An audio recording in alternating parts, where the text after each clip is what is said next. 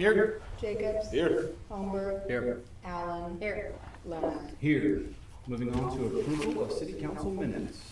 Move to approve. Brooks. Yes, sir. Jacobs. Yes. Holmberg. Yes. Allen. Yes. Leonard. Yes. Already to item 4, adoption of agenda. Move to adopt. Brooks. Yes.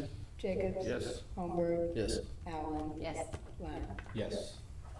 Next item we have is presentations, item 5, the R6 School District Bond Issue Presentation by Dr. Patrick. 2 more months, right? I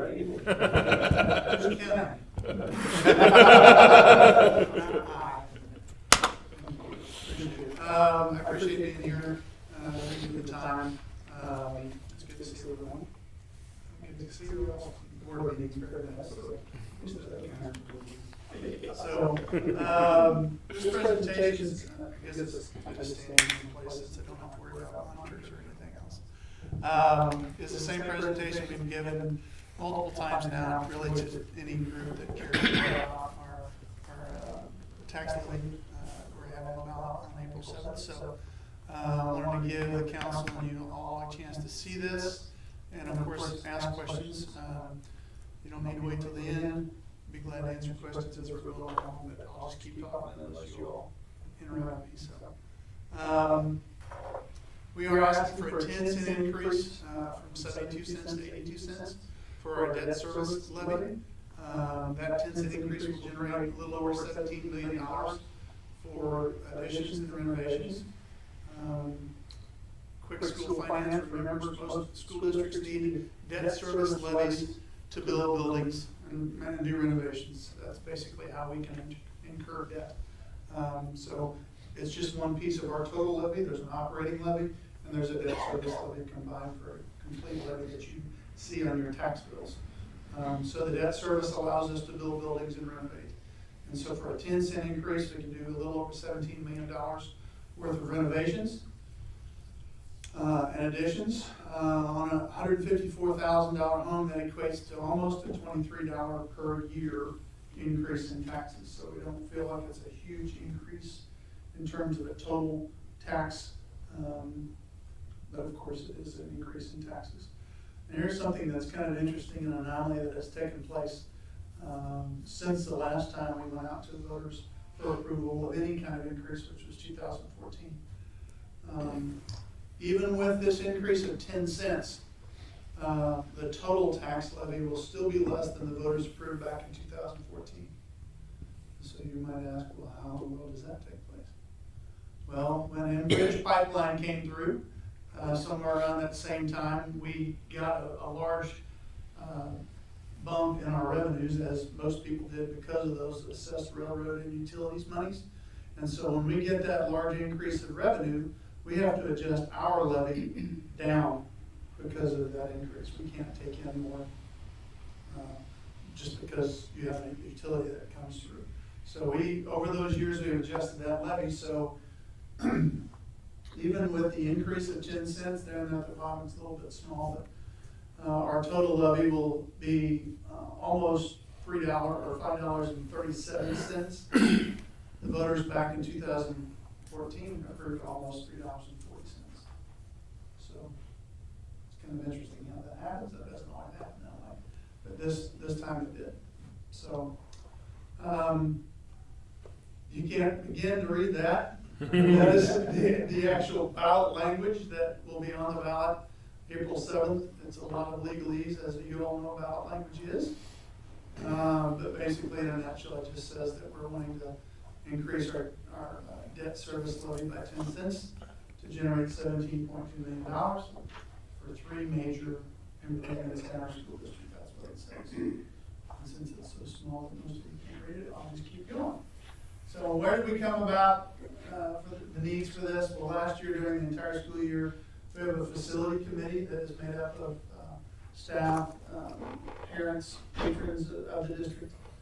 And that committee's task is to come up with facility needs for our district.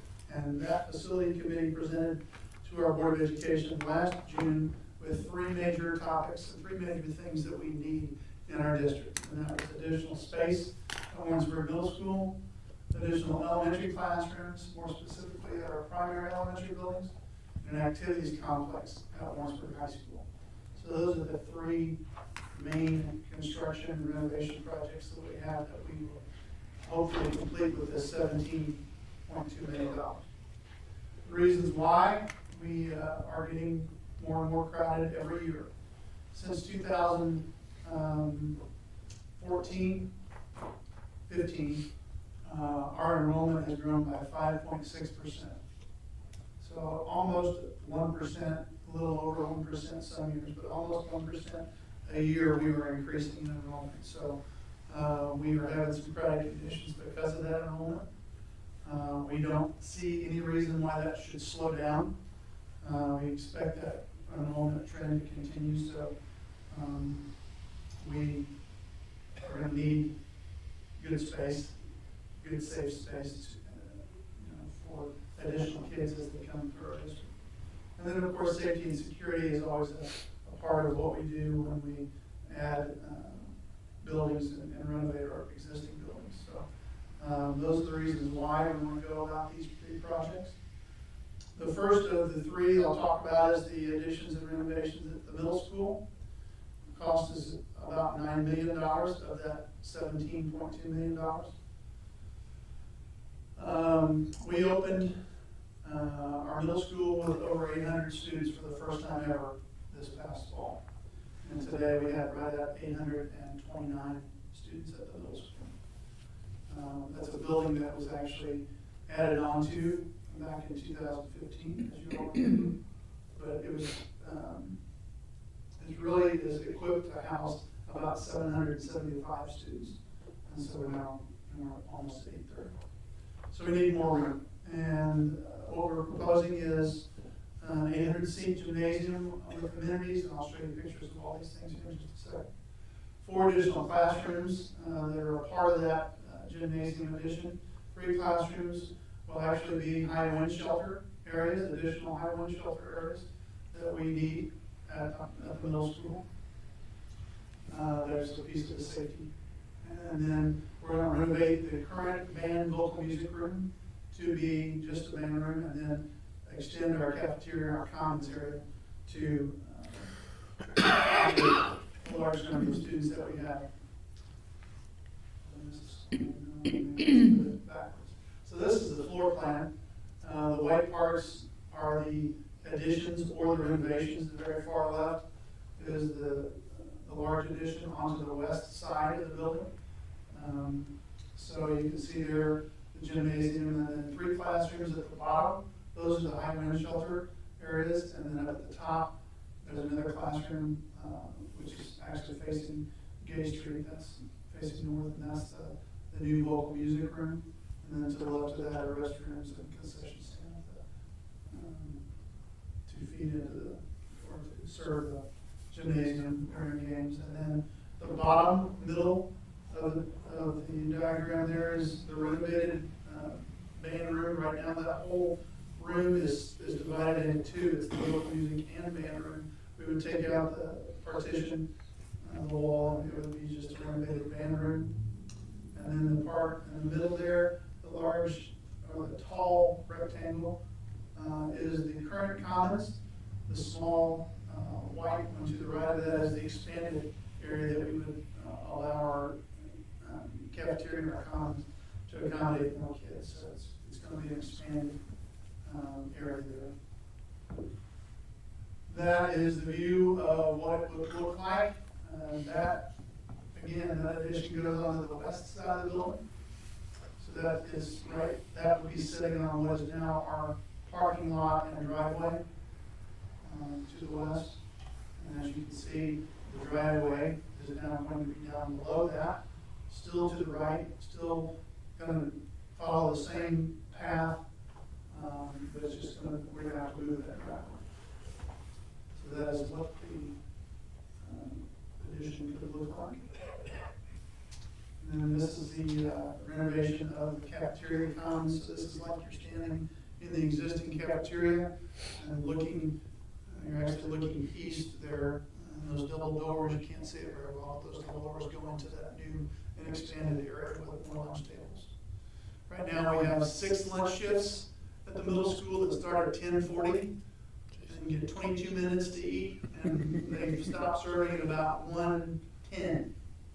So that's a long period of time, and that's a lot of kids in 6 shifts. This will allow us to decrease those number of shifts and probably give kids more time to eat as well. This is a depiction of what the band room might look like. And the gym.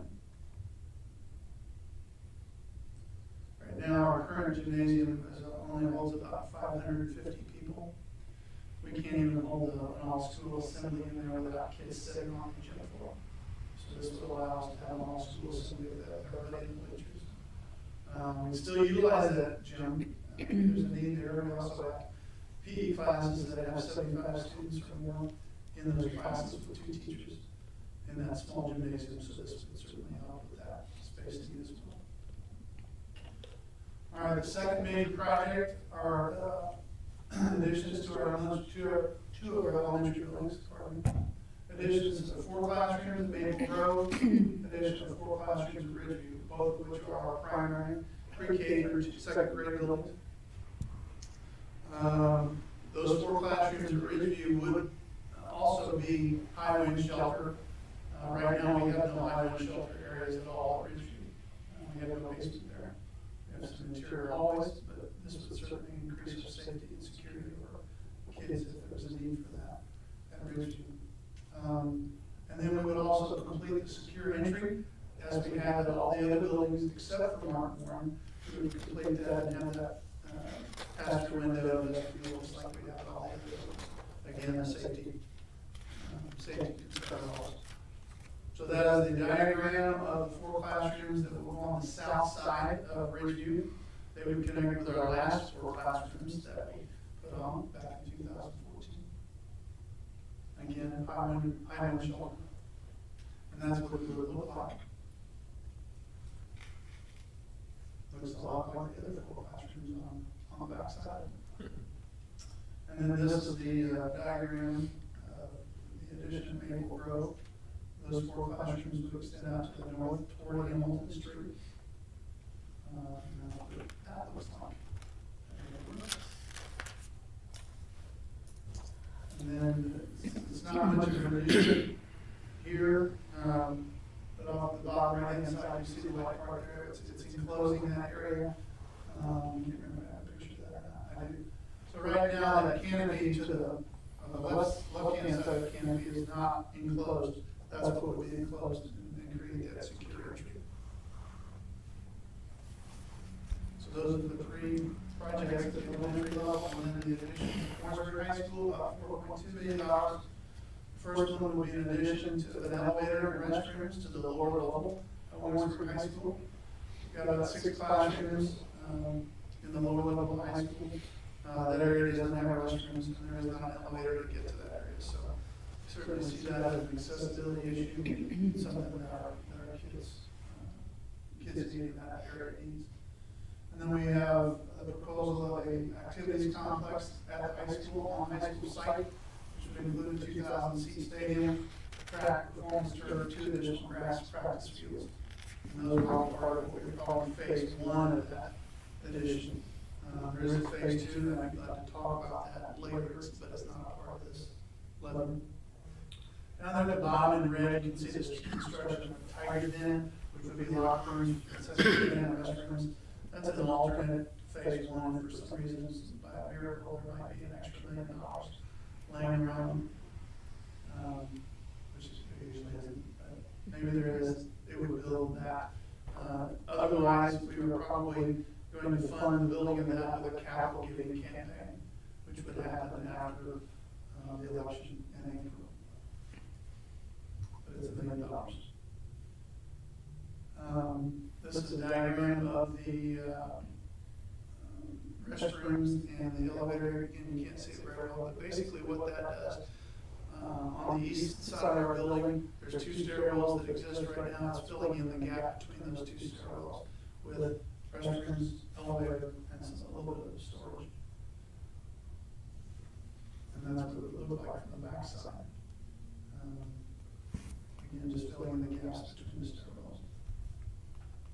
And then the stadium complex, obviously you can see the stadium, the field, the two grass tracks fields to the bottom right-hand side of that.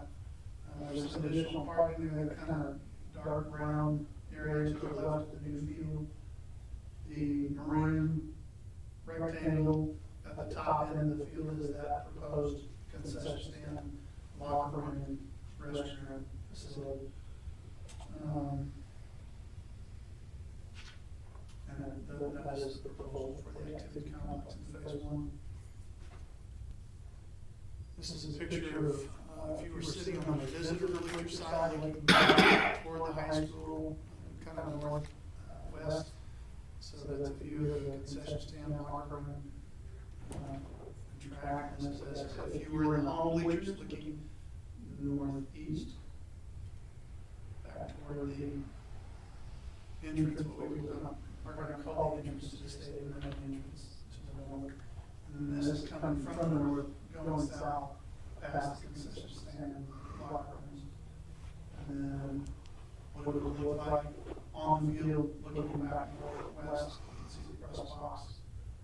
Home stands, the existing high school there on the far side. And then this is the view of what it might look like from the west going east from the back side of the press box. That press box is sitting about right where the bleachers are right now, the soccer field. Give you some type of an idea what we're talking about. Safety and security issue that we worry about every fall and every spring is that on really any given day right now in the fall we have about 200 kids that leave our high school site to go practice or play at other places. They get their cars, which is interesting sometimes, or they get on a bus, or mom and dad might take them, but they have to leave our site because of our facilities. We don't want facilities on site. So this will allow us to keep our kids on site, not have to have as much travel to and from practices or games. This is something that's always been we are very concerned about. So once again, April 7th is the election. We are asking for a 10-cent increase to our debt service levy. Any bond or debt service levy does require that supermajority vote, so a little over 57% for approval. And remember, even with the 10-cent increase, the total amount is less than the voters approved back in 2014. So we are getting the word out as best we can. The campaign committee actually met this morning. They are offering, it's a group of people, we can't do that as school people, but the people out in the community can. So that committee is up and going. If you're interested in helping out with that, I can connect you with folks that you can contact. Share this information as much as you can. Vote. Encourage others to vote. You all know as well as I do that April voting turnout is not very high. So we hope that we can get people out to vote. And then, like I said before, we're going to have a capital giving campaign. Hopefully after the vote does pass, and that will be a whole separate discussion and talk. There'll be opportunities for people in our community to contribute to help us hopefully do more than what our $17.2 million can. So what questions do you have? So on the, you got a phase one and a phase two. Yes. Is the phase two gonna create another bond, another issue? Phase two right now, which would be the construction of baseball, softball field, and then another baseball, softball practice field. The first one would be turf, second one would be grass and tennis courts, and then an additional parking. That would be phase two, and that's probably at least $6 million. So yes, that would require another bond at some point, whenever that is. Somebody asked me this morning, why aren't you asking for more? Well, we have this thing called bond capacity. So $17.2 million is the maximum we can incur as a school district right now, based on our current debt. Other questions? Anyone? Turn my back, see who's behind. Yes, sir. If it passes, when will it be completed? Thank you. We, in our Board of Education, decided back in June when this was put before them that we would go ahead and the district would make a commitment to do design prep work, so that hopefully when it passes in April, we would be out for bids in May, and they're going to be in June. And then the hope is to have everything enclosed by winter, so that they can work all winter. Since the buildings themselves are not open until August of 21, but the activities complex, if all goes well, there would be 1 year from right now, they would be hopefully be getting ready to play girls soccer and have track at the stadium. That part could be finished by this time next year. And how long would the debt go for the voters on there? This, 15 years is our typical, time. There have been some of our previous debt that we were able to pay off a little bit quicker. We were able to refinance some of that, save the taxpayers some money, and pay them off if it's 15 years. Thank you. So with your growth rate or these expansions, how long is that going to solve the issue of capacity? That question is 22. This seems like a short-term fix, and it really is. But for the next 3 to 5 years, we feel like this would sustain us. But we know after that 5-year time period, probably, we're gonna have to have another discussion. And that's probably gonna be another whole facility somewhere of some kind. We don't know whether that be an elementary building, a new middle school, who knows what. I don't know for sure what that would be. But this was good as a group. And for the short term, one thing I didn't mention, which I would like to, is part of the reason why we need additional space in primary buildings is because we have preschool classes at those buildings as well. So not only is it kindergarten, first, second grade, it's preschool. So you really have 4 classes there. Those numbers continue to grow. In fact, we have waitings for all our preschool, early child, special education class. So those numbers are increasing every year. That's why those buildings are at capacity right now. And really, we're starting in this season. At Ridgeview, we got 25 kids in every second grade classroom. What we want is about 20. So it's full right now. What would these improvements do for allowing the school district to be able to host like district events and stuff? Yeah, both the activities complex at high school and really the gym addition at middle school, both open up lots of possibilities to be able to host many different types of events. And along the same line, just like you right now, it allows our community a place to come use those events like that all-weather turf field would be used a lot, constantly. And we're not on it. Youth football would probably be on it. Soccer could be on it. It could be, like you said, used for tournaments of any kind. And that's the great part about all the surfaces. It can sustain and withstand a lot of stuff. People, feet, play, whereas current, the grass would do not. So. What's the longevity on that turf The field? turf, probably about 10 years before it has to be replaced. What's the, you wouldn't know, 10 years is, Price tag, that's what you're getting into. Probably, in today's dollars, what's the? in today's dollars, to replace the turf, it's probably about $500,000. What is the, kind of this has come up on several of the things I've seen floating around, is what is the cost for us using UCM? Good question. Right now, and for the last 5 years, we pay $2,000 per game to play our varsity football games at UCM's and State. That price went up for next year to $2,500 based on that last week.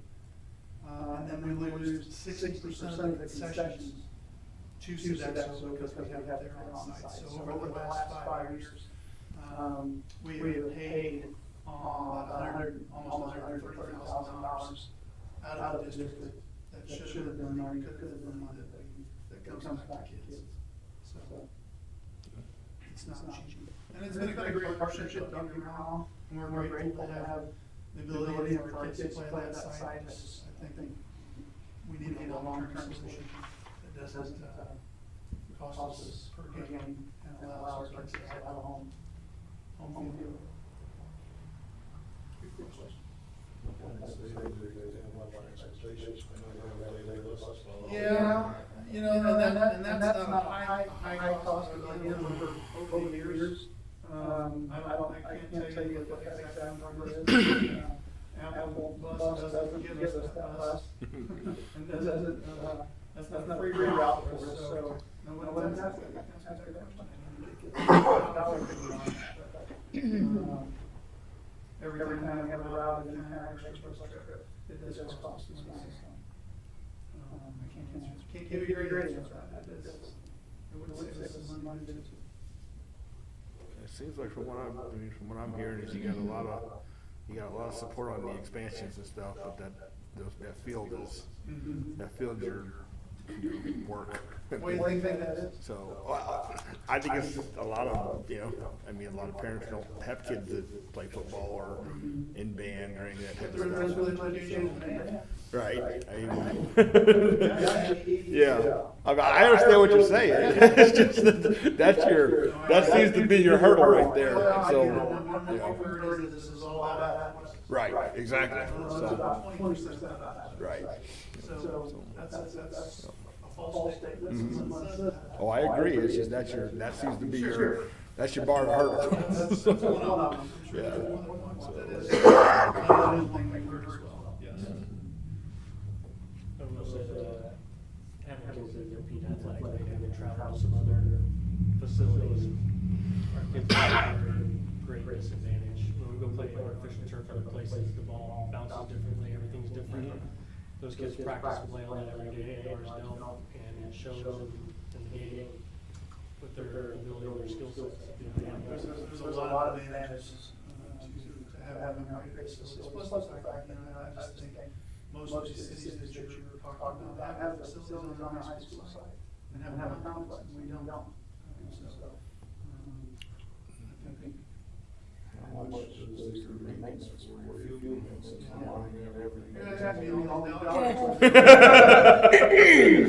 You're $1 from There's a cost for water, seed, fertilizer. We haven't been using our middle school field, which used to be our high school field, for 5 years now, but we still use that for middle school. That field would continue to be employed as well, so. There's certain maintenance costs to that, and it's not that turf fields are no maintenance either. You have to maintain them and drag them just like you do. There's a lot less. Yeah, there's a lot less, but when somebody says it's no maintenance, that's not quite true either. But you are correct, it is a lot less, so over the long run, it would certainly save some money as well.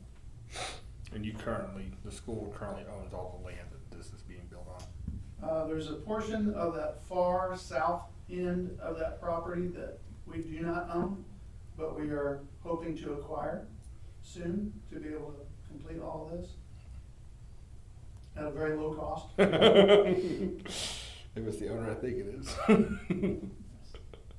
It is. Yeah.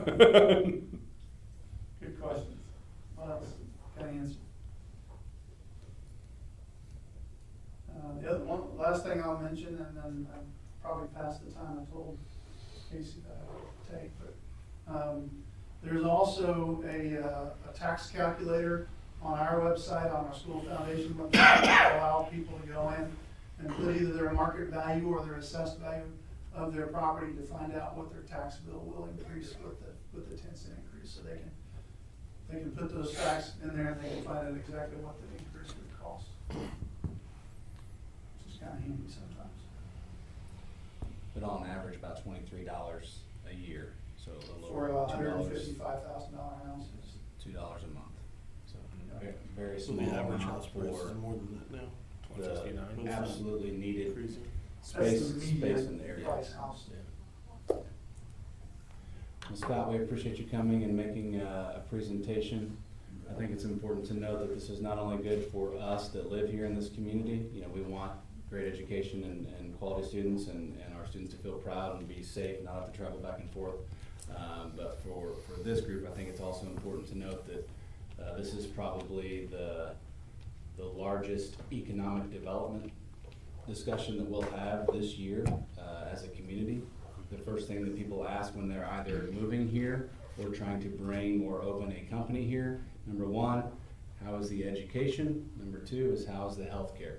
And making sure that we have strong education in our community not only makes us proud, but makes us, puts us on the radar and allows us to recruit businesses and more people. So thank you for making the presentation, and I believe that we will fully support it. Thanks, I appreciate you listening. Moving on to item 6, first and second reading ordinance. Item 6.1, an ordinance approving and accepting the final plat of 311 Broad Street, addition, a subdivision in the city of Warrensburg, Missouri, located at 311 Broad Street. Mark.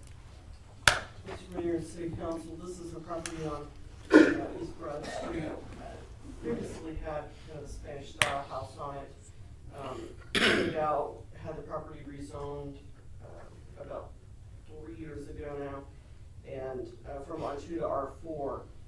And ultimately, he didn't develop that property, but Mr. Borland has purchased it since the fire that occurred on that property in June of last year. And he's demoed that structure and has now applied for this plat to facilitate the redevelopment of it as a multifamily property. So this replat takes 3 existing lots and combines them into 1 lot. The alleys to the north and west are existing alleys, so there's no new right-of-way being dedicated with this, and no new easements because of those alleys and right-of-way on the 3 sites already. So staff has recommended approval with a few conditions, and planning and zoning also recommended approval last week at their meeting with those same conditions. Those are reflected in your ordinance. Only one of those, the first one, will require a physical change to the plat. The others are just putting them on notice in the ordinance for future development of their plans. So this time staff would recommend approval of the ordinance, which contains the conditions approving the plat. I'd be happy to answer any questions. Said Bill, we move to second reading by title. Brooks, Yes. Jacobs. Yes. Holmberg. Yes. Allen. Yes. Lund. Yes. This is an ordinance approving and accepting the final plat of 311 Broad Street addition, a subdivision in the city of Warrensburg, Missouri, located at 311 Broad Street. This is for adoption or rejection. Brooks, Yes. Jacobs, Yes. Holmberg, Yes. Allen, Yes. Lund. Yes. Moving on to item 6.2, an ordinance authorizing the city manager and the city clerk to execute a contract with SAK Construction LLC for the 2020 sanitary sewer main lining project in the city of Warrensburg, Missouri. Danielle. Thank you, Mayor and City Council. Bids were received on February 12th for the sanitary sewer main lining project. This will include approximately 4,400 linear feet of sewer mains that will be lined, primarily in the Broadview addition, but then in a couple other locations around town. Those locations were included in your packet. We budgeted $149,000 for this project. The SAK Construction was the lowest bidder and came in at approximately $106,000. The remaining will be used for a manhole rehabilitation program, which will be bid separately from this. Just as a reminder, per city contracting policy, any contract that is over $100,000 must be approved by the city council. Yes. This is the, where they heat up the pipe and they blow in the socket and it hardens. That is correct. Okay. So, It's a lot cheaper than digging them up and replacing them. yep. No doubt. Thursday, the bill will be passed as actually by title. Brooks, Yes. Jacobs. Yes. Holmberg, Yes. Allen. Yes. Lund. Yes. This is an ordinance authorizing the city manager and city clerk to execute a contract with SAK Construction LLC for the 2020 sanitary sewer main lining project in the city of Warrensburg, Missouri. This is for adoption or rejection. Brooks, Yes. Jacobs. Yes. Holmberg, Yes. Allen. Yes. Lund. Yes. Moving on to item 7, other business. Item 7.1, discussion of Journey House parking options, 207 Meeting Street. Mr. Mayor, City Council, this is, project you heard an update as far as the overall goals of the project and the fundraising last week, or at your last meeting 2 weeks ago. At that time, Mr. McDaniels, who's here, had indicated, he had met with staff and we were working through some different parking options. 3 of those remain on the table, but do need input from council if we are to proceed with 2 of them. So the first of those would be using the 3 parking spaces at the Compton Park here west of west of the police department in this building. There are, we think, 3 spaces there, could be 4, 3, okay. So the 3 spaces there, they do back out directly onto to the street, to Madison Street, and were built when the park was built. That is within 100 feet of the 207 Main Street, so it does meet that off-site parking requirement distance of 100 feet. The other option that would include input from the council, if we were to go that direction, would be having the Journey House organization purchase UCM hang tags, and then allowing the people, having students purchase the hang tags, and then the volunteers or employees, anyone working at or needing to park for the Journey House project would park on the UCM parking lot that's just south of the safety center along South Street. That portion of that parking lot is over 100 feet from the Journey House and on the south side of that alley, but physically is owned by the same owner and it has the appearance of being on one property. So to go with either of those options would require an indication, we need an indication from the council that we wanted to do that as they're not in order. One involves city's property and the other involves contemplating using these tags, which is not contemplated at all in your ordinance. The other option that's still out there would be to provide the parking on site at their cost in the back of the property. That would likely require a variance application in that the driveway to the back would need to be 12 feet wide, and I believe there's only room for 10 feet at the moment. It's on the survey, we can't say that officially, but that's the indication we have. And that would require an application for a variance. Survival House had a very similar application in 2017, and that was for a request to build parking in the back to go from a 24-foot wide driveway requirement to a 12-foot wide driveway requirement, and that was approved. So oftentimes people want to know what are my chances of getting approved. This is a very similar set of facts, and it was approved a few years ago by the Board of Adjustment. So I have a question. How many parking spots do they need? For a 10-bed facility, they're required to have 4. For a 20-bed facility, they're required to have 6. Okay, so temporarily, if the Compton, which park, that's only 3. So So then we they, still need to find one more. They can do that either by looking at the other properties within 100 feet to see if any of them have surplus parking, or, building, I don't know if they service the driveway they have now, if they would pick up one outside, possibly. my only issue with Compton, and I may be too close to it because it's my husband's home, but when he donated the facility, they built the, what's it called? The gazebo. And so the parking spots for people to go up and sit in the gazebos, you give it to Journey House, no offense, then they have nowhere to park. You could have a little picnic or something like that, so. Then you look at UCM, and that's quite a ways to walk for an employee, 100 feet still the same or something like that, so. What's the cost to do it the variance way? The application for the variance is $500. I don't know what the cost of construction is. We have an idea, but we don't have a good quote yet, so I don't know. And right now it's cost prohibitive, but in the future, it might be. The other thing to note, our open hours are typically after park hours. I don't know if that park has set hours like most of your parks do, but I would assume it's sundown. And we're opening 10 to 9 around 5:30, 6 o'clock p.m.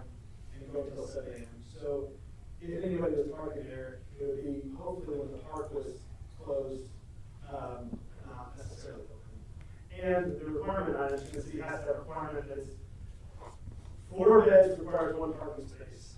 And to be very honest, everything I've dealt with the homeless folks in my life, they don't have cars when they're living out of their cars and they're not living at the homeless shelter. So I understand that's your rule and completely get that, but they still come on part by much. So the staff will though, right, that's gonna be volunteering? Yeah, They're and gonna so need to park somewhere. we intend, for there to only be 1 staff member around most of the time during that time frame, 1 to 2, and the requirement from the city is, 1 spot for every up to 3 staff members. So, they'll need to park somewhere, that's correct. There's also off-street parking. I mean, we're not allowed to use that towards our parking spaces, but I would imagine people would have to choose probably choose the park.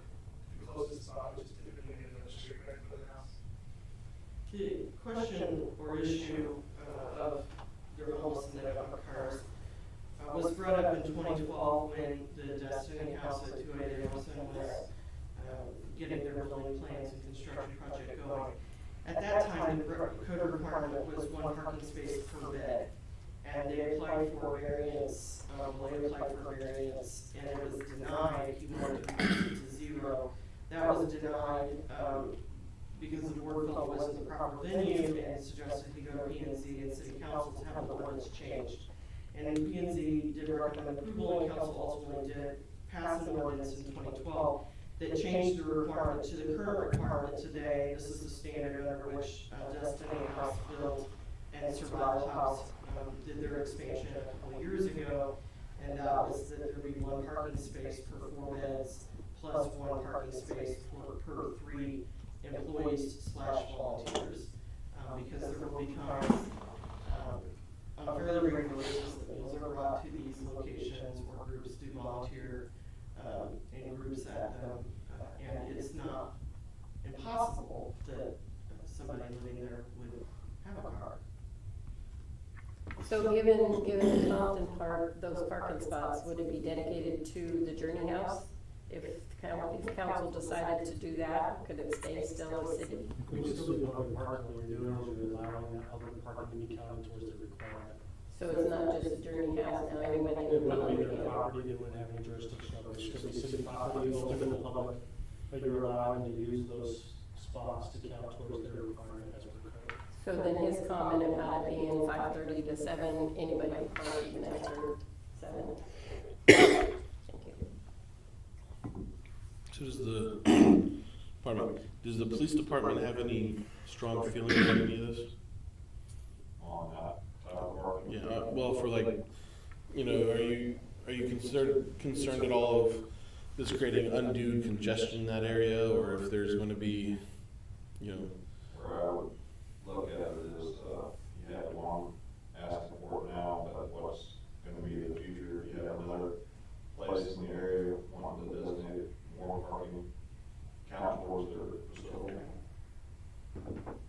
another example, like it would be the Brooks Auto Mechanic Shop. Mm-hmm. And we don't allow him to use the public parking down there to meet his parking requirements for his building. Now, that's a for-profit business, obviously there's a distinction there. But still, you're setting precedents of allowing public parking to be used to meet code requirements for parking at a use. So what's a hanging tag for using? Yeah, I was gonna say, explain that again to me, because why is that? So, They just have to prove they have parking, so whether they buy it from the neighbor, use of it, as long as it's written down and some type of contract is in place, much like a contract is, a parking pass is a contract, is that all? right, so if they got, if they had surplus parking on the other privately owned projects around there, then we would require a written shared parking agreement, so that we knew they had the right to use those. With it being UCM property, they could secure hang tags to have students purchase and give them to Journey House for the use. The city would need something additional in writing from UCM that said they had permission for that purpose and they had the right to use them. But I thought like you said it was over 100 feet away. or- It is over 100 feet, so the requirement would be from property line to property line. The shared parking has to be within 100 feet from property line to property line. When we Okay. go from south property line to a 7 main to the actual platted lot that those spaces are on the student section, it's over 100 feet. That's because there's an alley, Because that there's an alley. bisects the property, it's all county ownership. Okay. The north end of it is faculty staff, so you couldn't get a hang tag in that area So they need 4 spots. for 10 minutes. And so currently, how many can you count that they have existing on site? Are you able to count any of those? No, not, because none of it is hard service. The change in use triggers compliance, including the proper number of spaces and hard service parking. Okay, so they can't count any of those. And so if they wanted to go to the surrounding neighbors, obviously UCM is close by, but the others could be even closer. And we're able to negotiate a written agreement with the neighbors, that could be a possibility of a loophole per se that they could bring back. It's a possibility on paper. I don't know, we kind of looked at the map and felt of those around him within 100 feet that have compliant surplus parking, we didn't feel there were any. It has to be hard surface. Mhm. Right. So when we figured based on the size of the buildings, they're all meeting the minimum requirement for hard surface parking. You know, but if it's a duplex, they have so many spots, and they have that exact number of spots in the 100 feet. But we can give a, I think you said, we can give a variance to use UCM if we have a letter of agreement, right? The hang tag. Well, won't be a variance. Yeah, it's not technically variance, but if that's something council wants to allow, I think we felt like we could. Well, I certainly do. Is UCM on board for this? Well, that, So this could be a new conversation. So, My question well, too but was that's how when- much are the tax? Like if it, so we don't know. We reached out to UCM multiple times, and we have reached out to them again, we weren't back. Originally, it was very hard for them to know the board policy for the university is that they do not allow any outside parking for outside use. However, the most recent, strategy is that we will allow UCM students to partake, and we can reserve beds for a number of UCM students if they would grant us the parking waiver, kind of exception. I have not heard back on that. That was as of last week. It wasn't looking good, but I'm hopeful because it's good. So. So really our actual options is variance and letting them use our, because UCM, we don't have any control over that. They've already said no in one form and they're not responding back yet. So that seems like a fairly firm, no thank you. The hard thing I think on Compton would be though, if they open it up to the public, then they still don't have the parking spot. They will secure the 3 and need another one, but who's to say now we open it up to the public, a student parks there, or somebody downtown Brinken parks there, or something like that. Then you won't be able to go to the park. I don't know if you've been there. It's at But the other thing is that, I mean, you probably know the answer to this, is that if those parking spots are for the park, once the park is closed, then nobody should be parking those parking spots. So if cars are parked in those parking spots, you're not gonna have any way to know if those parking spots are due to their home. Yeah, close to town, that's correct. Depends if there's a close town, for the orders. But if there's okay, but so if there's, But during the days when we if go to there's the cars park, parked in Cave Hollow in the middle of the night, you're gonna probably go in there and run those guys off. The sign posted. Is there a sign? Okay, yeah, I don't know where the sign's posted anymore. Is there a sign posted at this location?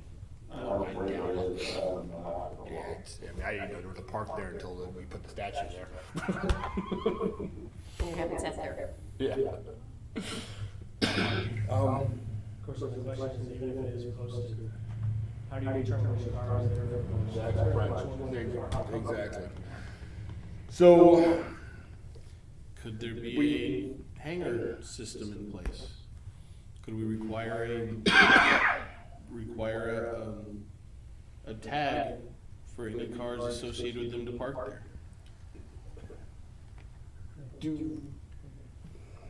My concern is the precedence that it sets. exactly, that's my So, concern too. you know, I want to extend grace, I want to see it go. I think we should, I would be okay with UCM, I would be okay with neighbors coming forward, any way to look for an opportunity to extend grace without setting a huge precedence, I would be for.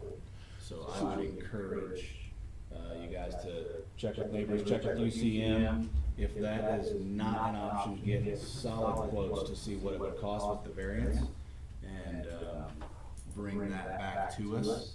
But I want to make sure that we, don't leave anything on the table before we go to that, because that puts us in a very challenging spot, making decisions that set precedents for future council, that could be, very controversial in the future, so I would encourage you to check those, get us some answers, dollars, as well as, and, you know, answers from neighbors and UCM, and, go from there. But I would extend grace by, you know, more than 100 feet, as well as something that, you guys don't own, if you can get the proper documentation that will suffice that. Is there, so on their property, is there, it's an issue, there's no hard surface to park 4 cars? There's a room to park 4 cars, there's just no, The current gravel will not park 4 cars. okay. I think the current gravel might park 2. Current gravel will park 3 with river parks. Okay. And So, And there's no way we can is work. there an option to extend, to say, add another gravel spot and get us 4 spots, and then we can go for a variance in that manner? You could apply for variance for service, for number, for dimension requirements, yes. So that's up to the board of adjustments. Right. Not to this Not the council. council. Correct. Right. So the technical legal standard for the granting of a variance has to do with either some spatial requirement that makes it impractical to comply, or that it can't be used in accordance with the zoning code, that there's some type of economic barrier. It's not that we like this particular use and we'd like to not force them to spend the money. So technically, legally speaking, there wouldn't be a basis for a variance for gravel versus hard surface. Except for it's economically unfeasible for them. For them, that would be I know, yeah, I know. Right, for them to do the variance, they would have to go to the board with the variance.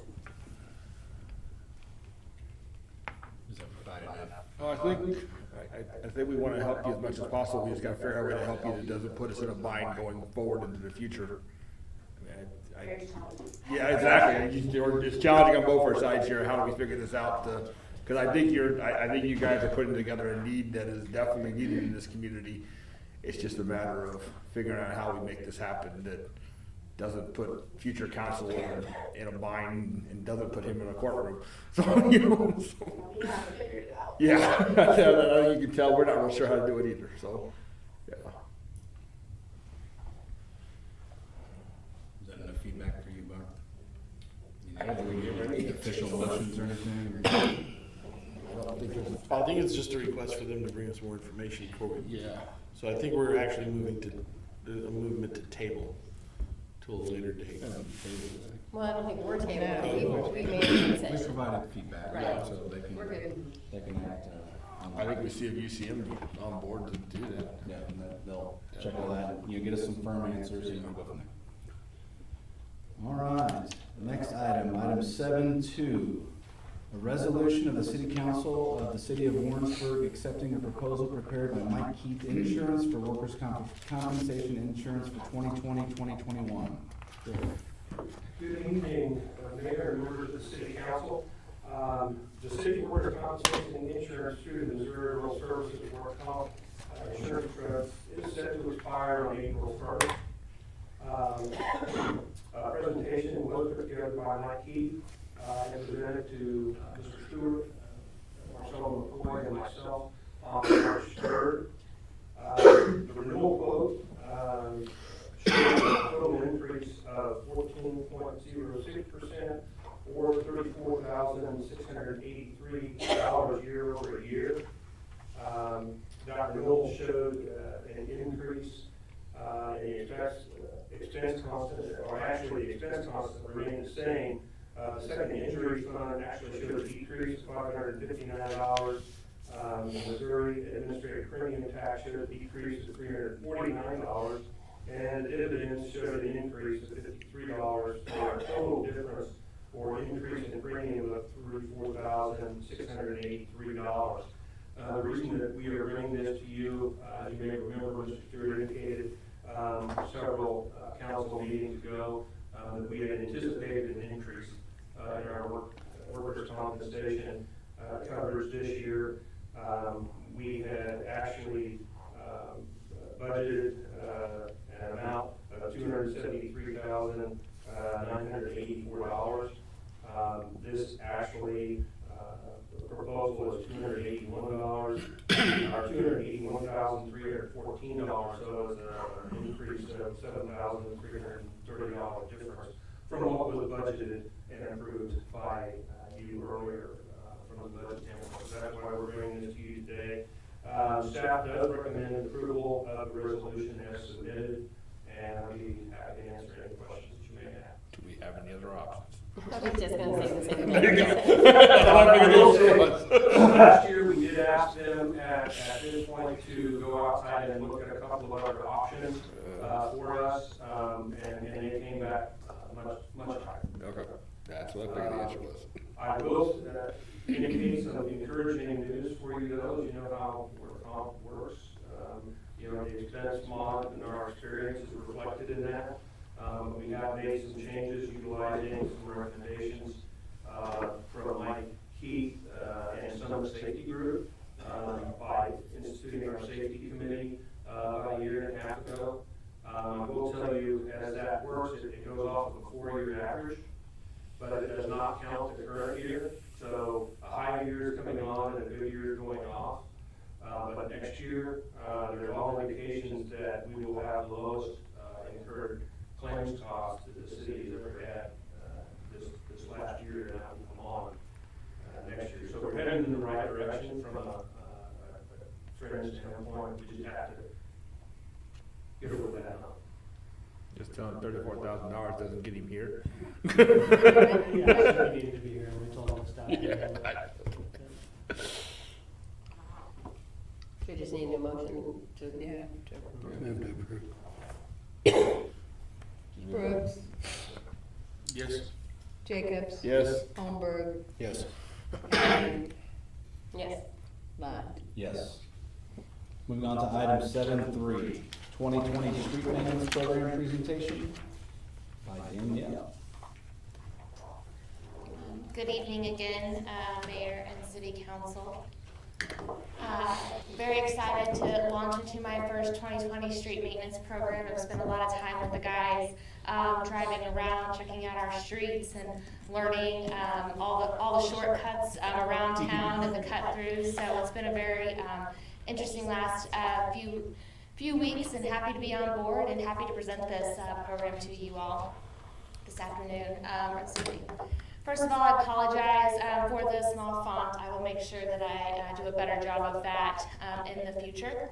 But as we put together this program for the city, one of the things that we took a look at was the age of the street, the last time treatment was there, the kind of traffic that the street sees, and then we have this list of unfunded polymer overcoat streets that included 20 streets at approximately 133,000.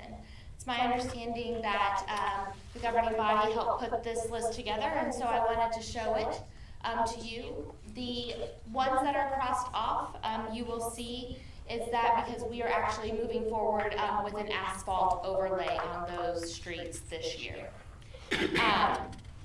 We are, in addition to working with this list and trying to put together our annual street maintenance program, the other thing that we are looking at is coordinating our efforts with utilities. So we have the gas company that has come in with a 5-year main replacement plan, as well as the water company. So the last thing that we want to do is go in and do an asphalt overlay or go in with our polymer overcoat and then have the gas company have to come in and tear out part of our street.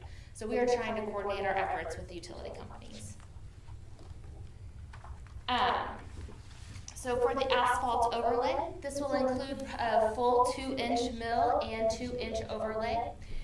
We are going to do Tyler Street from Broad Street to Montserrat, North Street from Holden to Washington, Christopher Street from Broad Street to Montserrat, and Christopher Street from McGuire to Mitchell, and then Holden Street from Cooper Boulevard to the roundabout, and then Cloverleaf from Stony Brook to the cul-de-sac. So an asphalt overlay will give us approximately an additional 10 to 15 years on these streets. For the polymer overcoat, we are looking at doing Hamilton Street, McGuire Street to Zoll, Deer Run, which is Wren Way to Quail Trail, Swallow Street, which is Zoll Street to Quail Trail, Wren Way, Mitchell Street to Hamilton Street, Grandview Drive from PCA Road to Cheatham Court, and Nottingham Drive from Country Ridge to Hollandale. Yes. Do you have a map that actually shows all I do, actually. Let's get to that. So, thanks to the help of the community development team, we put together this map. So the blue is the asphalt overlay, and then the yellow is where we're going in with the polymer overcoat. I would draw your attention if does this have a pointer on it? Sort of to this area right here, you'll see that we have a couple streets that we're touching there, and that's actually where we're going in with a lot of our sewer main replacement lining that we just approved as well. So we'll be doing a lot of improvements over in that subdivision. Oh, sorry. This one, yeah. I will let you know one of the complaints that I have heard, or some of the feedback that we've heard with the polymer overcoat, is the aggregate that is left over. So we do have the contractor come in and sweep afterwards, and then we are also planning on going in after we do this in those neighborhoods and doing another sweep with our own street sweeper. With this polymer overcoat, we're looking at extending the life of the road another 5 to 7 years.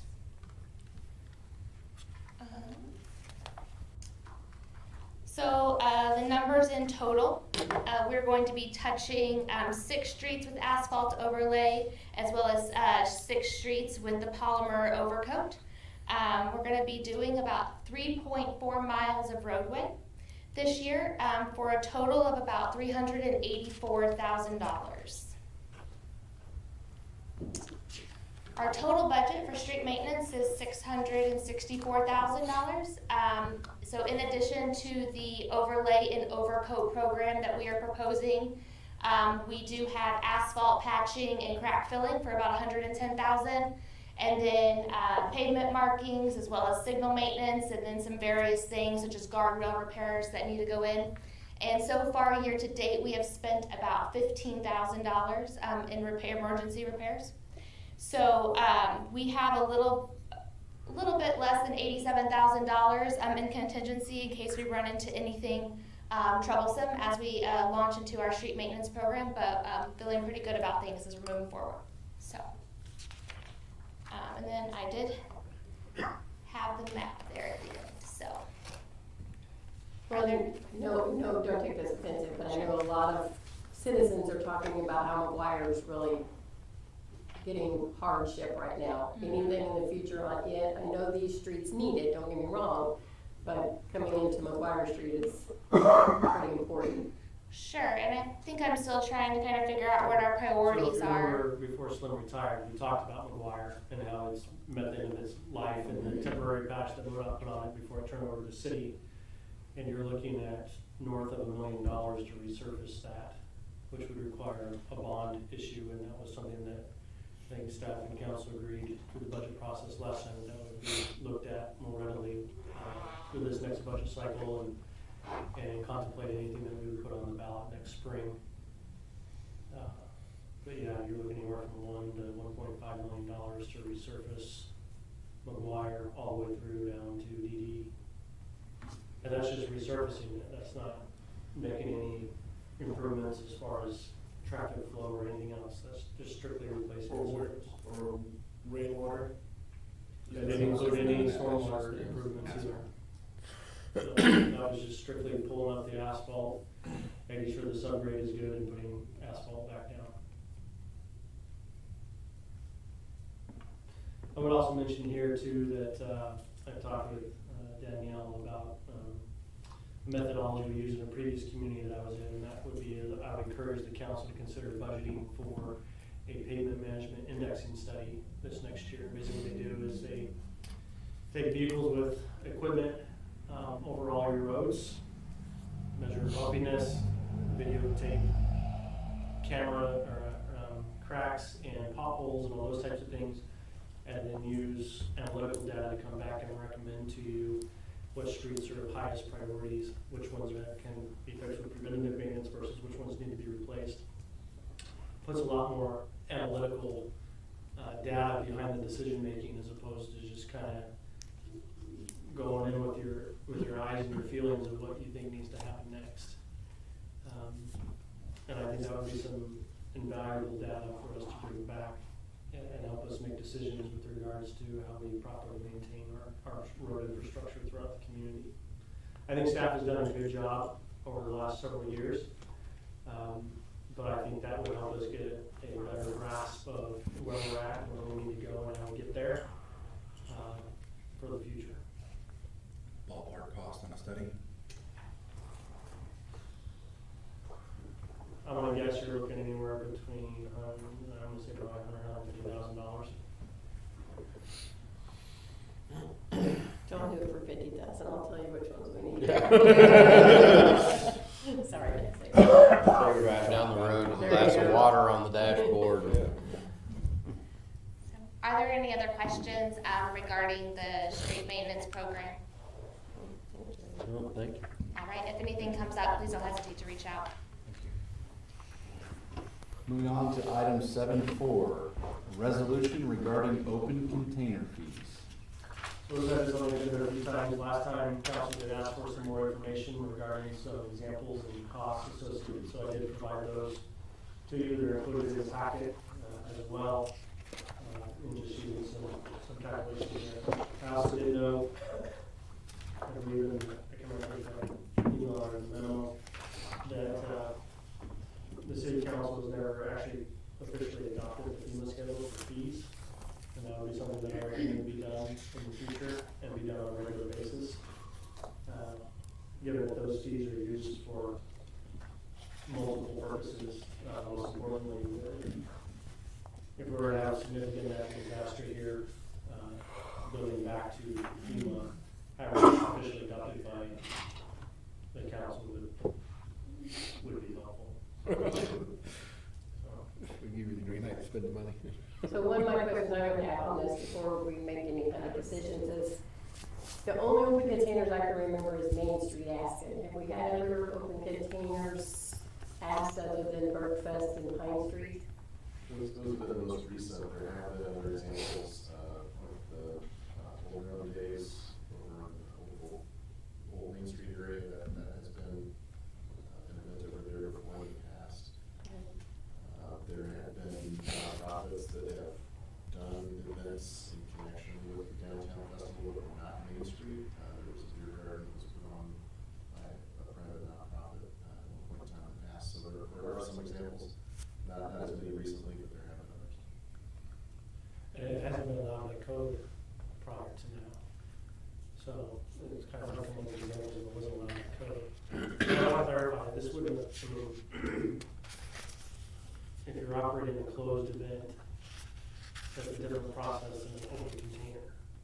So the issue we have here is opening up such a large portion of the right of way and allowing non-drinking public and drinking public to interact in the same space. This wouldn't affect the farm to table event of Main Street where that's closed off. They certainly sell a certain number of tickets, so there's only certain participants that can come participate. That isn't an open container issue, because you don't have the general public coming in and going in and out of that space. It's closed for that specific event. Same thing if you were having a beer garden for a concert. If you have the Mace Brothers come in and you have a beer garden with that and close it down and running security, people coming in and out, that wouldn't trigger an open container. What we're talking about here is a community event that you're allowing alcohol to be sold and carried out throughout the event in a wide area. And that increases public safety issues and those types of things that we feel this increases the cost and liability of the city in that situation, and asking council to consider this.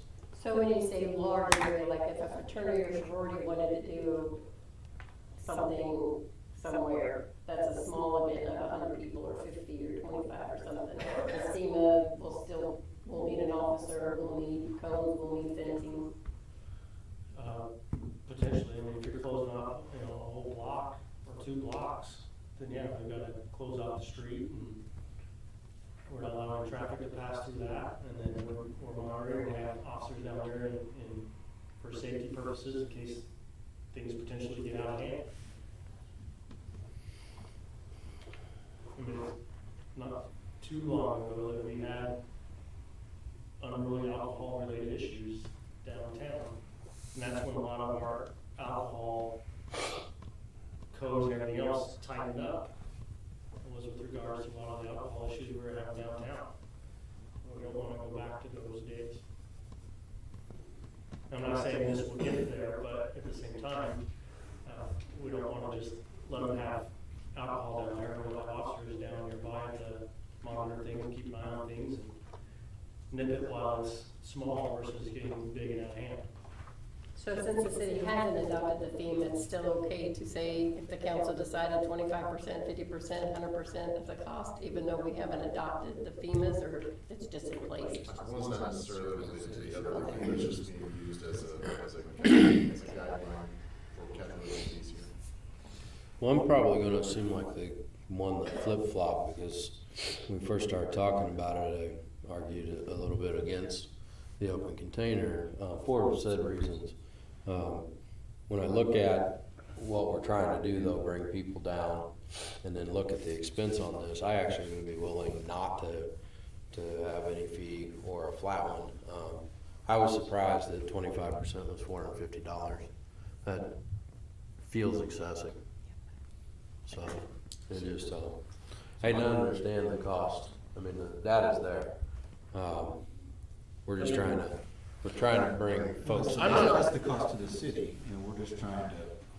I understand. Lower that, our goal is to lose money at this and provide a service. We just need to decide, are we, appetite 75% or My point to him real quick is, we haven't had any much applications. We're talking past, and it has to be at least 5 or 6 years, because I can't remember other than Bergfest, Open Container, maybe Pine Street, paying one. But I don't think that would even be considered in this because it had a beer garden. Right, and my point was, we haven't really had a lot of problems, and we haven't had really a lot of people coming forward, so we're creating something that we haven't had a problem yet for. in 2020, if for some reason he has like 9 or 10 come in, then we may have to discuss, this is way too much for the city to just give away, but when we haven't had any, probably in the last 5 years, that was just my point. So, you mentioned that 400 seems excessive. I've spent more than that in a night. Like, I'm not trying to be to my horn, but like, I'm gonna hang out with you, man. like it's been a while, but I remember having some parties at my old apartment in college where I had a shopping cart full of. But the person, that, Stuff, so- the folks that are paying this, excuse me, My point is just to put. the folks that are paying this are folks like Main Street and those groups that are bringing business downtown. Not personal, but I do want to hang out with you more. Yeah. You're buying. What is, I mean, so what's the possibility of doing this? Well, let me get go the ahead. point that I was trying to make is $400. I mean, if potentially they could be bringing in a significantly larger amount than that. So, you know, that's not a huge ask. I mean, we're not asking them to pay for the full brunt of this, but to give them some skin in the game so that they have a thought of, okay, what security do we need to have in place? What precautions do we need to take? I think is a good policy to have, because it has them, it gets them to think, okay, I'm putting some money in, how are we gonna do this, and we're gonna do it the smart way. So I think that's, I would like to see, whether it's 50, 40, 25, I think a token gesture is appreciated. And also, you know, these events aren't going to be enjoyed by the vast majority of the population. So essentially everyone else in Warrensburg is subsidizing these events whenever we do that. So it's only fair for the people who are paying their taxes to expect whoever is engaged in this to at least carry some of that cost. Yeah, but they already are. A lot of efforts they're doing. The other thing is, we do these events on purpose as a lost leader to bring people to the community. So it's already just part of the, so. I mean, here's my thought on it, and we'll let her throw out what she said. But, I mean, this is my thought, is there a way where we could do it to say, okay, because we're already giving Main Street money every year with our contract. We're already giving Bergfest money with our contract. So it's kind of dumb to say, okay, here we're going to give you money, but then now you give us back some. So do we have the ability to say, in those situations, if we're already giving them money, we're going to just say, we're going to give you, I don't know if it's 40,000 or 50,000 we're giving them, but here's that money, and we're going to give you $500 in kind, which would cover the 25% for Bergfest, you know. And that way we still have the ability to bill other organizations. So if we have a fraternity that comes out and says, hey, we want to throw a party, and here's what, you know, we have the ability to bill them, because we're billing, we're just giving it to them in kind. I don't know if that's a doable thing. I mean, is there some legalities in that at all? I mean, but Adjusting the budget to Main Street. right, so, right. I mean, that's kind of my thought on it. It gives us the ability to charge, but at the same time, it's not hurting the organizations who are doing the majority of them anyways. But it puts it on the books as the ability to do it. Do you think charging at all, whatever percentage, do you think that discourages groups from coming forward to organize such events? Which, you know, we want as a community them Right. to organize these events, but I have the answer, yes. we also don't want to, you know, overly attract something that we don't want also. So we're trying to have a little bit of protectionism as Correct. well as I think the ones you're going to discourage are the ones we don't want here anyways. So that's just my opinion. yeah, Jill. We're taking over the mayor's job. So a couple things. We normally do 2 events a year. Open container, Pine Street concerts. We do not make any money off of those concerts because we don't run the bars. Right. So that's a free event that we do. We don't make any money. So when you're talking about how much money we make from an event, for that we make nothing. For Bergfest, this past year was the only time we've ever had open container at Bergfest. So I don't know if anybody noticed the difference in the beer garden versus the open container, but this year was the only year that we did that. As far as a percentage of the fee, my concern is, what I think Harold presented is actually probably very low for what the city puts in for that event. And what constitutes help for the open container? Is it setting up the space where the open container is going to be held? Is it setting up the roadblocks? Is it putting in the staff time? You know, what does that constitute? And then we as an organization, can we come back and say, no, we don't want help setting up the stage, or we don't want help? Do we have any way to offset that cost if you're talking a percentage? As far as other organizations doing these, coming to you guys is just this much of what it takes to get an open container license. It is multiple pages, it's multiple steps, it's multiple, you have to get people's taxes and you have to get their voter ID, and it's not just this easy. The last one we did, I think it took us a week to get everything together. And that's staff time in our office, just getting that together. So when you talk about another group, especially somebody like that doesn't have a staff, like for them to, it takes a lot of effort is what I'm saying, to even put the application out there. So that's your first deterrent for most other groups. And the liability. I mean, if somebody does something at an open container, or if they get overserved, or if they are in an accident, that comes back on us. So then the liability, most groups don't want to take that on. So as far as the fee goes, I know when you guys first brought this up, you were talking about a set fee. I'm totally on board with that. Our board is totally on board with that. But when we start getting up into the $300, $400, $500, that honestly will probably prevent us from doing open containers.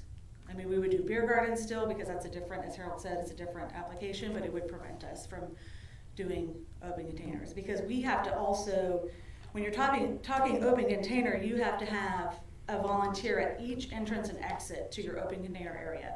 So when we did Bergfest, I think that was 12 entrances and exits. So we had to have volunteers for that whole time sitting there. So then we have to find the volunteers. So then it's a very complex, to put something like that on, it's not just calling 3 or 4 of our board members and saying, hey, come down. Now for Pine Street it is, because there's not as many openings, but for Bergfest, you're talking a lot more people, a lot more volunteers. So it just wouldn't be worth our effort to man it at Bergfest specifically. I guess that's my 2 cents. I think I understand the downtown part, because I think there is an officer or someone down there, isn't there, when you have the Main Street? I know you don't make any money pay Main Street, and that's not what your goal is. Your goal is to bring. Are you talking about on the Pine Street concerts? Yes. We don't request extra officers. I assume they send extra officers down, but we don't request that. So that's what I'm saying. Right. But as an organization, they may who gets to decide what? $24 an hour. Right, that's what I'm saying though. Who gets to decide? We don't have any say then. Once we apply for the open container, it's whatever people say, oh, it cost us this, or it cost us that, or we did this, or we did that. Doesn't matter if we say, well, we're gonna bring extra volunteers to, see what I'm saying? It gives us no leeway to control If the the. community's gonna have something like that, because then they're gonna pull officers if they have like 100 people or more. I don't know how many people it pulls, but you're gonna need an officer. So I don't know if that brings extra officers down, or if they automatically already come down to Pine Street because it's on a weekend night anyway. So I don't know the answer.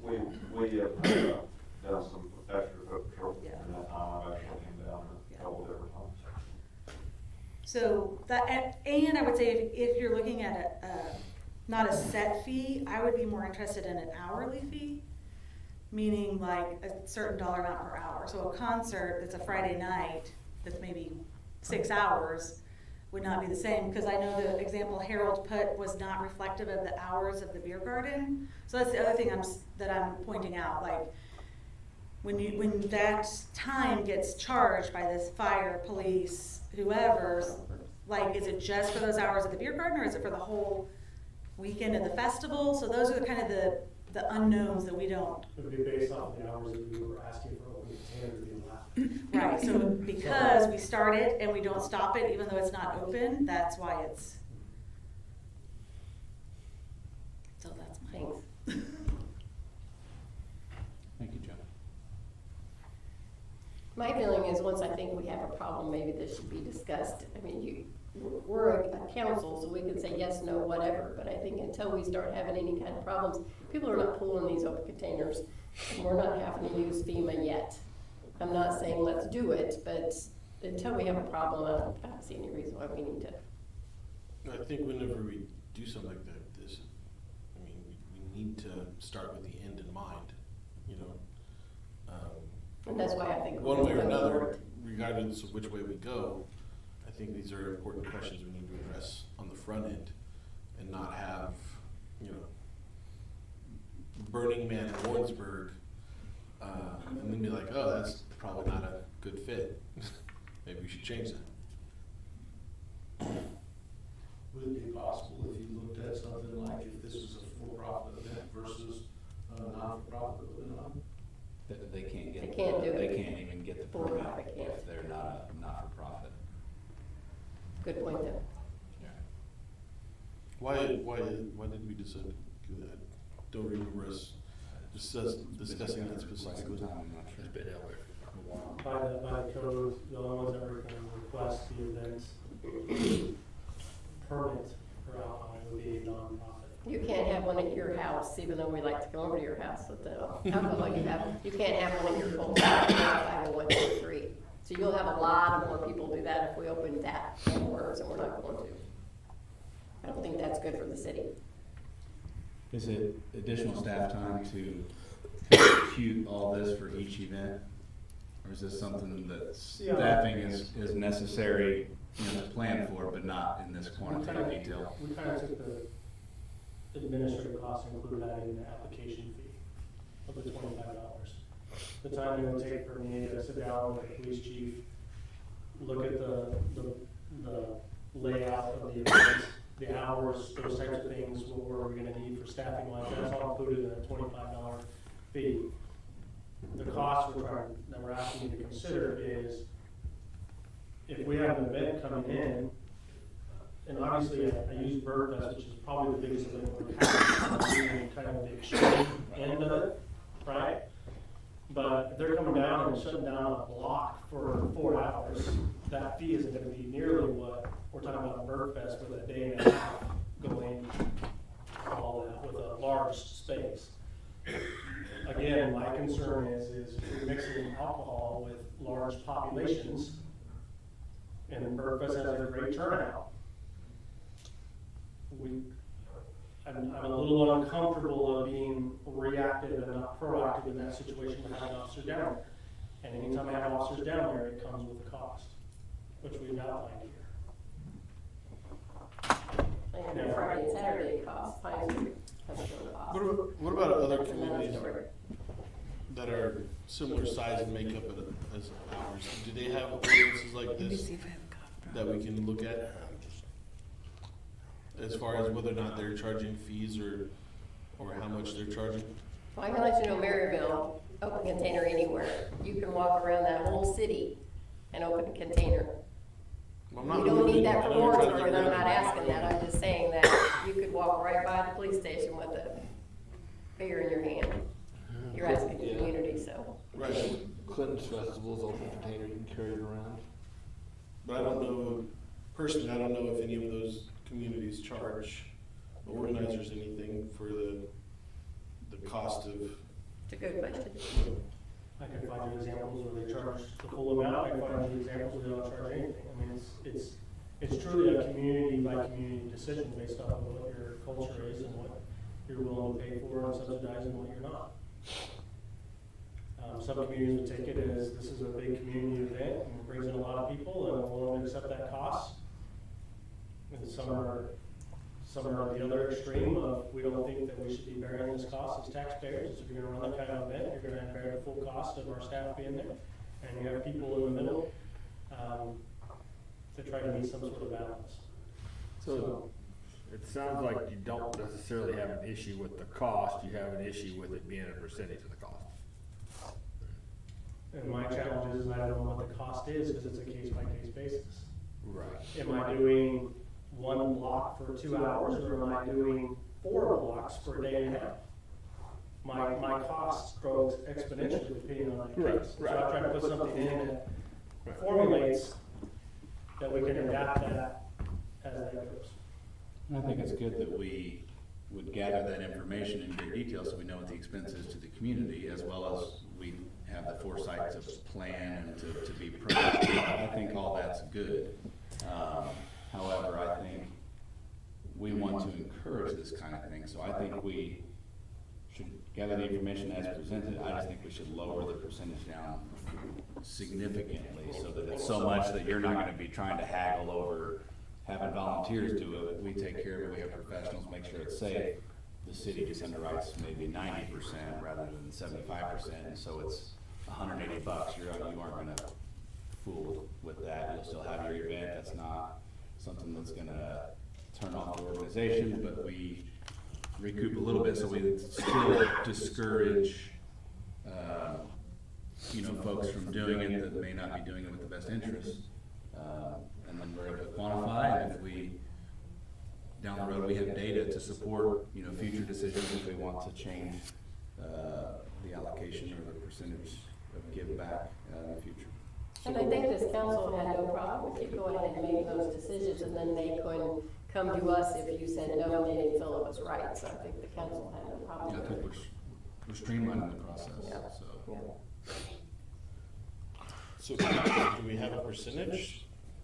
I think it should be like minimal, so I would say like 10% would be something that Main Street could handle, or another organization bringing it, and it's still enough that, it's worth our time to put the numbers together to measure it for future use.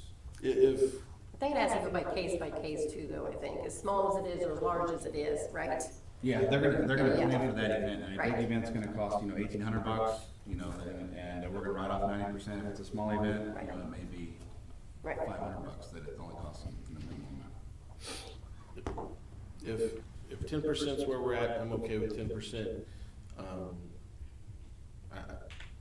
For me, it's important to have that token gesture, and also, it already got her thinking, well, if you guys do this, well, maybe we could do that, So I want, in my mind, that's encourages the organizations to be good stewards of our generosity. Does that make sense? I want to be clear here, this isn't taking into account all the staff time and effort and resources we put into just supporting BirdFest in general.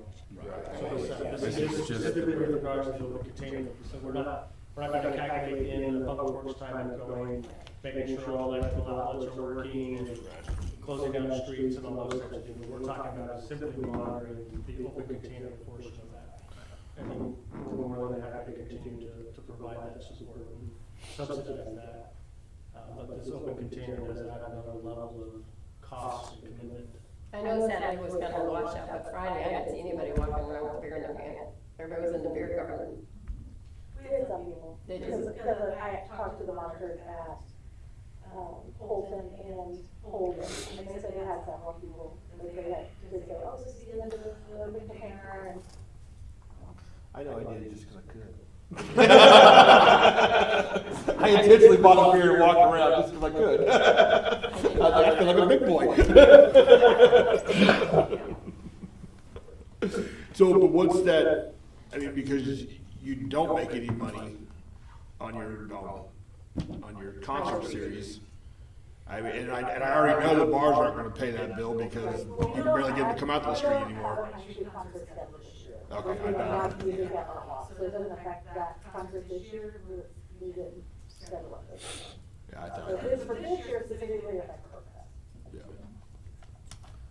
But Bergfest, you got vendors that, Yeah, we run the beer garden first. Correct, We right. do Main Street. right. And they let them go out and in with beer Last last year. I knew we had open container, don't get me wrong, but I just drank in the beer garden. I didn't go out. Especially around the kids. So do we kind of find a spot in the middle? We want it to be Yeah, close to I'm free. ready We to want do people to that. be skin in the game. We've made it where we can measure it. We've made it so small that it's not going to prohibit any organizations from bringing it forward. And as long as, obviously, everyone's gonna be transparent, this is what it's gonna cost if you have this many people, and Yeah, it'll be okay. And if they pay it, great. And I think it'll be eye-opening for those organizations to see that, what it does cost to put something like this on, and then we come back and say, hey, this is your portion, the city is taking care of the rest. Do we need an official motion for this? Or is this giving you guidance to write the? The resolution is in your packet, you just need to amend the resolution to the percentage that you want it to be. Can we So- amend it and approve it all at the same time, or do we need to, again? I make a motion to amend and approve it 10%. Brooks, Yes. Jacobs. Yes. Holmberg. Yes. Allen. Yes. Lund. Yes. All right, moving on to item 8, appearances to the council not listed on the agenda.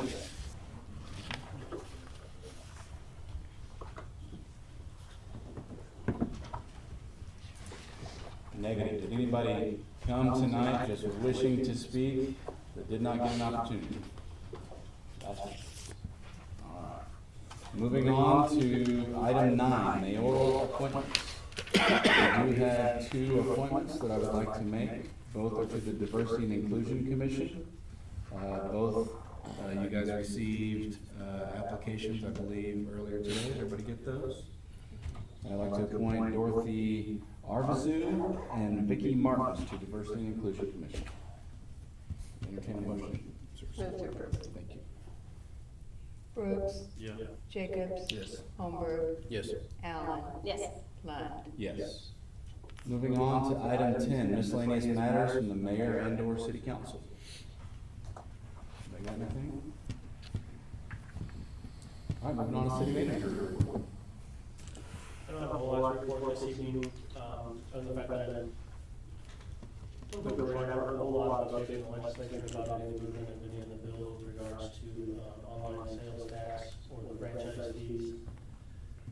I know there's been some debate back and forth. It looked like for a while that at least the online sales tax was headed in a more positive direction for communities, but I don't know where it's settled out. I think it's getting caught up in the political mumbo jumbo between the House and the Senate. But I haven't received any specific update. So I continue to keep an eye on that, and I will continue to forward council any updates that I receive from the League of Municipalities with regards to that.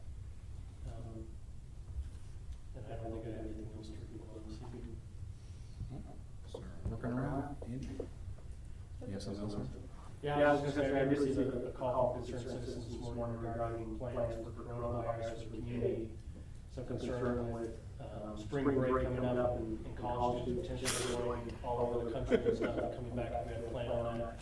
I did just want to update that we are, staff and I are participating in receiving updates from the Mid-American Regional Council and Bureau of Disease Control and some of those types of things.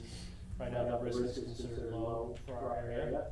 I think starting this week, they'll have weekly conference calls with updates with regards to that, whether or not that changes. Last week, we did distribute a memo with informational material to all city employees with regards to that and expectations from us as an organization. Right now, the risk does seem low right now, but we as staff are continuing to monitor that. But the lead agency for that will be our public health here locally, so that'd be Johnson County. Community Health Services would be the lead agent, devising that plan and communicating that out to the public and those types of things. So we do participate in that, but the city won't be the lead for the community warrants with regards to that.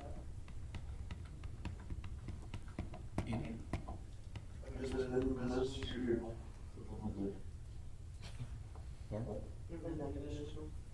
have no doubt. No, sir. I do. Okay, so, with spring break, we did consider everybody's food, right? We got a lot coming in. And so the visitor center, we are busy tomorrow morning. I am delivering 50 little welcome packets for authors and illustrators for the Children's Literature Festival. And they reside all around the U.S. So they're coming in, some are coming in Friday, some are coming in Saturday. The next 2 weeks are jam-packed for us. We have 6 huge events coming up. Right about to close up the visitor center on my phone. We've got a big meals game coming up on Friday. We're very, very excited about Go Jimmy's. We're going to be working with the NCAA officiants to make sure that those that are coming in and staying at the hotels have a really good experience. So we're just adding to it. Speaking of that, we're also working on Missouri Bicentennial. And I know it's 2021, but but we have to get on the calendar, to get some of these exhibits coming through. And we are working with, Michael Sweeney, he is the coordinator for it. We're gonna have the quilt, and the quilt is a representation, each, county has a block. And so we are gonna have that in Warrensburg for about a week in April of 2021. And we're also working on getting a photo exhibit as well. So we're really excited about that. We're already working towards 2021. So if you're at Walmart or if you're anywhere and you see some people, please smile. That makes such a big difference for those that are coming to our community. They're always talking about, when you talk to someone about, their experience, it's the people. It's the people that make a huge impact on their experience and make sure we have a positive. It's from Hallmark, they're remodeling, you can't smile. Brian, you just. Just think about that. Give them a smile. Good. Thank you, Marcia. Tanya?